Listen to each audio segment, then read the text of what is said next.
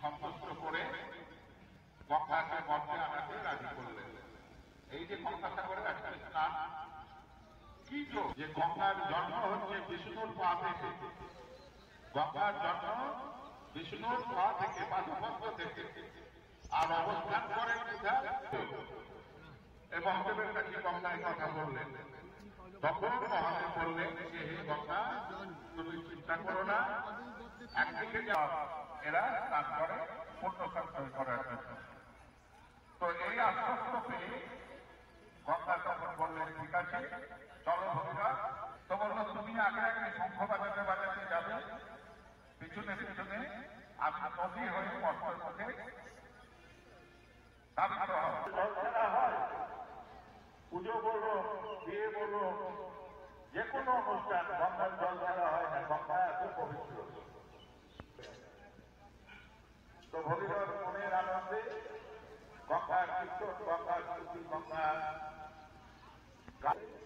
শঙ্খবাজি, শিবের অবস্থান ছিল ওই দিকটায় হরিদ্বারের ওই দিকে। হরিদ্বারের একটা জায়গায় গিয়েছিলেন, তার নাম হচ্ছে কঙ্খল, যেখানে দক্ষিণাচার বাড়ি ছিল কঙ্খল। তো গঙ্গা পুরো হিমালয় থেকে, তো সেই আস্তে আস্তে হরিদ্বার গঙ্গার জলে তার আশ্রম শেষ হয়ে গেল, নিঃশেষ হয়ে গেল। যজ্ঞমণি রাগ হল, তিনি কি করলেন, হয়েছিল বলে গঙ্গার আর এক নাম জাহ্নবী। গঙ্গার তো একটা নাম নয়, অনেক নাম। যজ্ঞমণি জানুকে যেহেতু বিরাট সাধক ছিলেন, সেই সাধক ভগীরথ গঙ্গাকে হিমালয়ের হিমবাহ থেকে নিয়ে এসে সঙ্গে সঙ্গে ৬০,০০০ পুত্র আবার সকল রাজা জীবিত হয়ে গেল। তারা পূর্বের চেহারা ফিরে পেল এবং পূর্বের চেহারা ফিরে পাওয়ার সঙ্গে সঙ্গে তারা কি করলেন, আনন্দে নৃত্য করতে করতে তারা তাদের পিতা সকল। কি হচ্ছে এখানে? হ্যাঁ, এই যে এখানে দেখছেন সত্য ক্লাবের পক্ষ থেকে এই যে বটগাছটা আছে, তাদের ৭ বছর আগে বিয়ে দেওয়া হয়েছিল, সেই বিয়েটা মানে বিবাহবার্ষিকটা পালন করা হচ্ছে। সেই জন্য আমাদের পাড়ার সবাই এই আয়োজন করা হয়েছে খাওয়ানোর। সবাই আসে, এসে খাওয়া দাওয়া করে। কিভাবে বিয়ে দেওয়া হয়েছিল? যেমন একটা ছেলের মা হয়েছিল, একজন ছেলের বাবা হয়ে দুজন মিলে বিয়েটা দেওয়া হয়েছিল সবাইকে মিলে। আচ্ছা, কোন কোন গাছের সাথে? বট গাছের সাথে পাকুড় গাছে, মানে অশোক গাছে? হ্যাঁ হ্যাঁ। আচ্ছা, কি কি আয়োজন করছেন? আমাদের ডাল আছে, তারপরে বেগুনি, আর হচ্ছে পাঁচমিশালি তরকারি, পনির আছে, যেমন পায়েস, চাটনি, যেমন যেভাবে হয় আর কি। এই যে আজকের এই দিনটাকে কিভাবে আপনারা পালন করেন? যেভাবে বাড়িতে আমরা কারোর বিয়ে বিবাহবার্ষিক পালন করি সেইভাবেই এখন ওখানে অনুষ্ঠান হচ্ছে, কীর্তন হচ্ছে। এবার তারপরে সবাই আসে, কীর্তন শোনে, তারপরে দুপুরবেলায় খাওয়া দাওয়া হয়।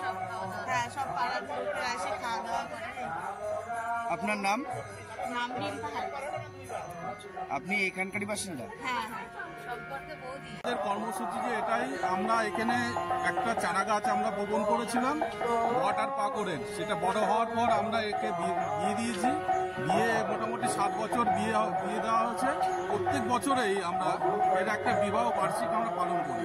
তার জন্য আমরা কিছু আয়োজন করি। আয়োজন বলতে জনসেবা একটা, যেমন সবাইকে সেবার মাধ্যমে যেমন ভোজন করানো হয়, ঠিক আছে তো?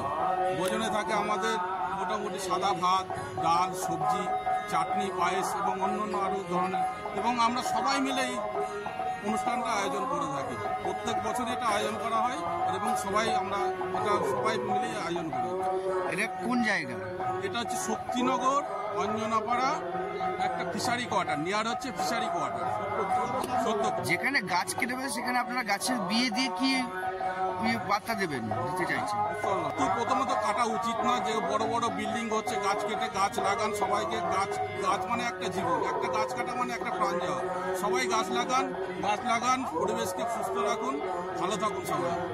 যেখানে গাছ কেটে ফেলে ইমারত তৈরি হচ্ছে, বিভিন্ন জিনিসপত্র তৈরি হচ্ছে, সেই জায়গায় দাঁড়িয়ে আপনাদের গাছের বিয়ে, এটা কিভাবে আপনারা কি বার্তা দিচ্ছেন? একটা হিন্দু ধার্মিক মতে একটা আমাদের প্রথা চলে আসছে, এটা ধার্মিক মতে একটা প্রথা চলে আসছে। সেই প্রথা অনুযায়ী এটা আমাদের পুরনো প্রথা অনুযায়ী বট আর পাকড়ের আমরা বিয়ে দিয়েছি। এটা ভাবি যে পরিবেশে সবাইকে করা উচিত। আগামী দিনে আশা করি সবাই এটা করতে প্রস্তুত থাকবে। আপনার নাম? আমার নাম জগন্নাথ হালদার। আপনি কে এই ক্লাবে? আমি এই ক্লাবের সভাপতি।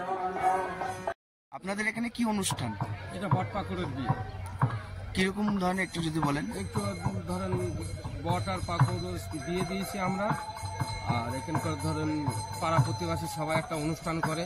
এখানে যেরকম মেয়ের বিয়ে হয়, ছেলের বিয়ে হয়, সেরকমই ভাবে এটা অনুষ্ঠান হয়েছে। ভ্যাম্পাটি বাজিয়ে সব রকমই করা হয়েছে। প্রথম 7 বছর আগে হয়েছে এটা।